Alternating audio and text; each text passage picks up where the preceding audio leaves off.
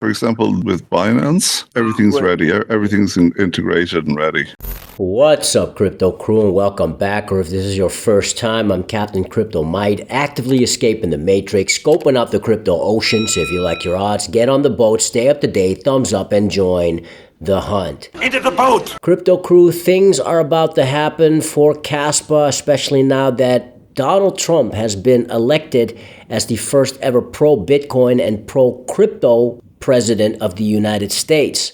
And also Kaspa has just turned 3. Congratulations to the Kaspa team and those who have been diligently working on and still are working on Kaspa today and into 2025. Now recently there was some drama going on X, if you want to call it that, with Kaspa calling out Coinbase for their listing procedures. It took Kaspa Kii with an official letter to step in. A few days ago, Rory O'Neill from Kaspa Kii joined a Kaspa roundtable on X, and he had some interesting developments to share. Listen closely, crypto crew.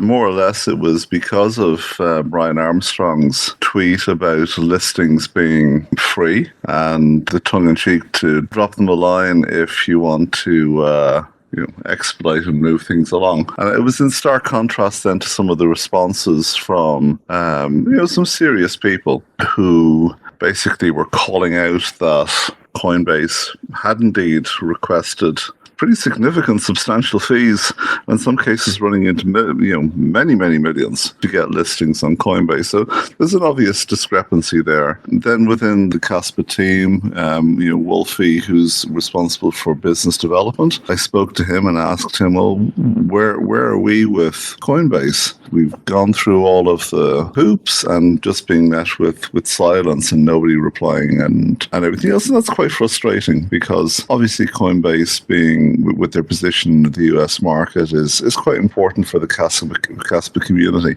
to grow. In the context of looking at what they were saying publicly. So we said, okay, we will drop them a note. But then we had a look at the registration system on their asset hub for bringing assets on board Coinbase. And it's very much geared towards projects that actually have a vehicle behind it. So it's looking for registered company address, who are the executives, what's their backgrounds, and so on, as part of the registration process. And a lot of those questions, the answers aren't inherently available to truly decentralized project. So just to pass the first hurdle with Coinbase is extremely difficult. Wolfie last month went to check on the status of the application with Coinbase and discovered that the application had been deleted from the asset hub. So at that point, we felt that we should try and step in and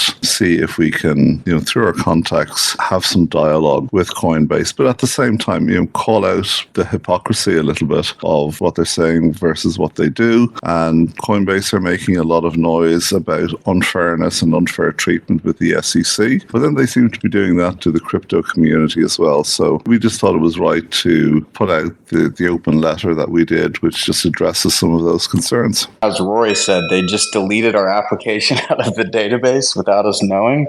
It's pretty wild. And then the thing that made me cuckle the most was Wolfie showed the application publicly on that thread, and it literally asked for the CEO and all of these centralized touch points that are not in existence with a decentralized project like Kaspa.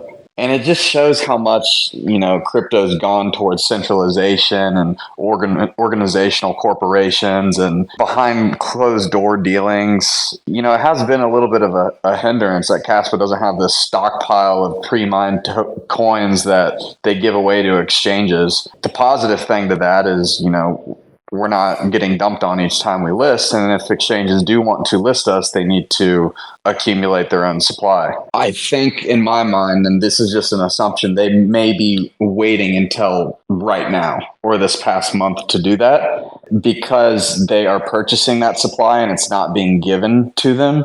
I think they're going to want to list Kaspa when there's bullish momentum in the market, as that will generate them the most fees and momentum. That would be our take on it as well. For example, with Binance, everything's ready. Everything's integrated and ready. How do you guys see Kaspa developing in the future? We really like what the Kaspex guys have done with KRC20, and we think there's a lot of opportunity that can come from that. One of the things that we spoke about at our conference in Dublin was, given that our mandate is to be an industry-facing organization to promote Kaspa for industrial usage, that's something that I think we would naturally want to have anyway, so that the solutions that are being aimed for enterprise are absolutely rock solid and there's no risk of scams or rug pulls. The teams are fully doxed, the code is audited.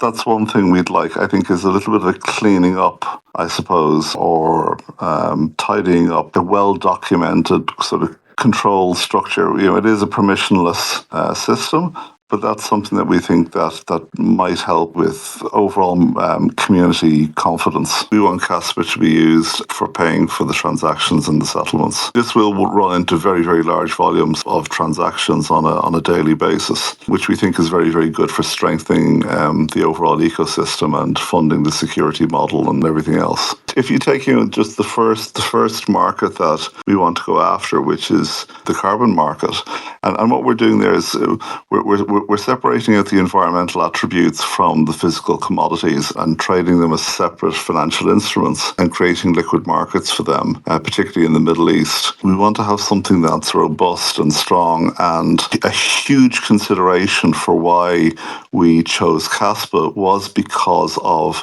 the truly decentralized nature. The fact that it is proof of work. We think proof of work is actually a benefit. We can help with the proof of work to reduce the carbon footprints and hopefully reduce the energy costs for miners. We want to ensure that if we roll this system out, that it is truly decentralized. Much more importantly, censorship resistant, because as we move forward, there's been so many actual literal wars have been fought over energy and energy prices. And all you have to do is just look at recent times and what's happened in Europe. And if you're an energy guy, you'll understand the economic impact of one country's pipeline suddenly blowing up and not being there, and restrictions on energy being traded can cause huge economic damage. So what we wanted to make sure is that when we implement the full trading system with Gigawatt Coin, that it's completely censorship resistant. And from KAI's perspective, our role is to be a market enabler, and we've two projects that are relevant to this. The first is our Warp Core project, and most people haven't quite understood what that is, but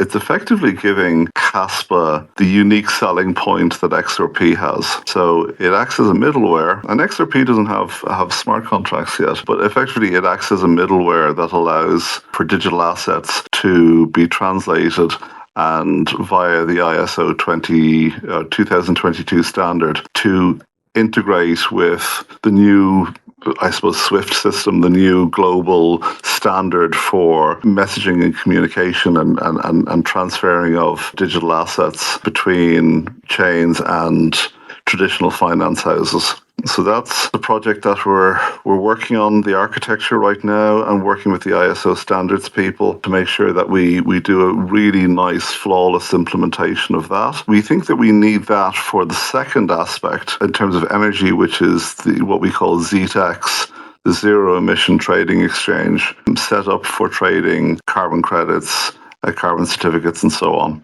And that's a $2 trillion a year addressable market. And it's an absolute mess, and it just doesn't work. It's completely dysfunctional all over the world. So we want to do that on Kaspa. We want it to be, again, it's because of the decentralized, censorship resistant system that Kaspa presents. But also, we're really fascinated and we're following very closely how smart contracts can be implemented on Kaspa. And we find that quite fascinating. So we're expanding all the time in terms of our manpower and abilities.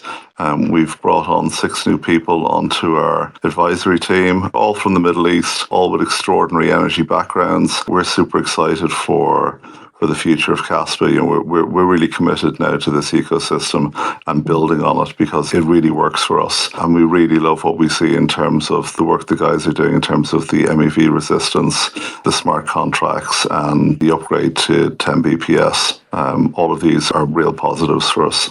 There is a lot to look forward to. At the moment, Kaspa is still trading around the 11-12 cent range, which gives you the opportunity to buy Kaspa before it really pumps, before any tier 1 exchanges will pump the price of Kaspa. Whatever you do, crypto crew, make sure that you store your Kaspa away from any exchange. Exchanges are only used to buy and to sell off your Kaspa, but not to keep your Kaspa on. The best way to keep your Kaspa is on a cold storage. My favorite one is the Tangent wallet. It has the easiest interface and it is the safest option that I've seen so far. Get 10% off by clicking the link in the description box below. Stick around. Fix your mind before you get to the grind. And with that said, let's continue to escape the matrix. Let's continue to be on the lookout for the next big thing here on the crypto ocean. Grow in grace and let's make some crypto waves. Say aye.